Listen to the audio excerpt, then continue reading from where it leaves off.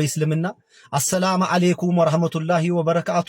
ሙስሊም ወንድምና እህቶች እንዲሁም ኢትዮጵያዊ ወገኖቻችን እንዴት ናችሁ? ሁሉ ሰላም ነው? እኔ ጋር ሁሉ ሰላም ነው አልহামዱሊላህ ረብል ዓለሚን። እኔ ዛሬ እስልምናን ከተቀበልኩ 8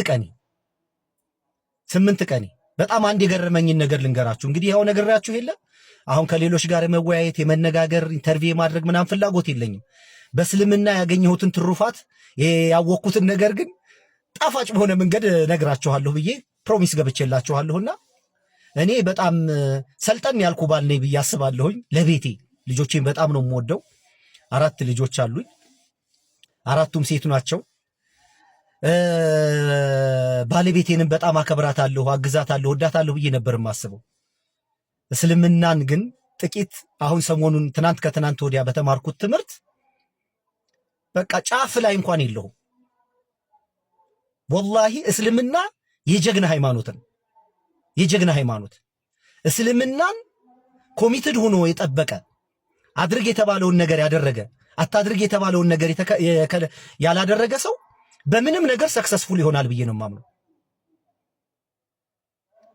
ኮሚትመንት ያለው ሰው ይፈልጋል። በጣም በዲሲፕሊን የተሞላ ነው።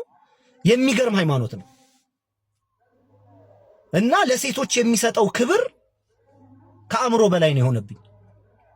ግን እኛ ስናስብም አብዛኞቻችንን በጓዳም ስናወራ ስናማም የነበረው ኋላ ቀር ትምህርት ሴትን አንቆ የያዘ አርክሶ የሚመለከታቸው ምናምን አድርገን ነበር የምንመለከተው። በጭራሽ ከዛ ተቃራኒ ነው።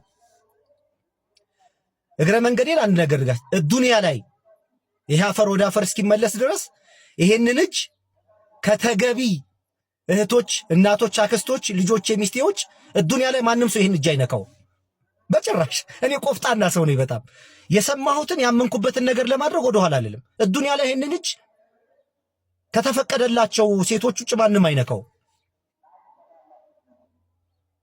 እና እስልምና ላይ ሴት ሙሽራ ነች። ታውቃላችሁ? ንግስት ማለት ነች። ንግስት አንድ በጣም ከገረመኝ ከተማርኩት ትምህርት ከአላህ ቃል አንድ ነገር ልንገራችሁ። አንድ ሴት ልጅ አርግዛ ወልዳ አምጣ ጡት እስክታስጥል ድረስ በመካከል ከሞተች ልክ እንደ አንድ ለእስልምና ዋጋ እንደከፈለች ተደርጎ ነው የሚቆጠረው።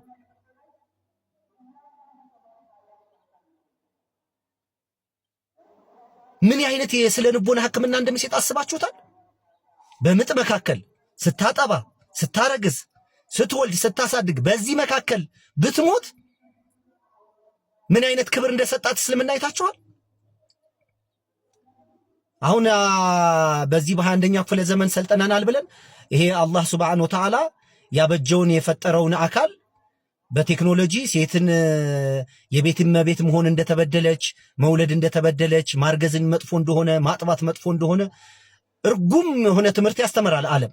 እስልምና ምን ያህል ሪስፔክት እንደሚያደርጋቸው እህቶቻችንን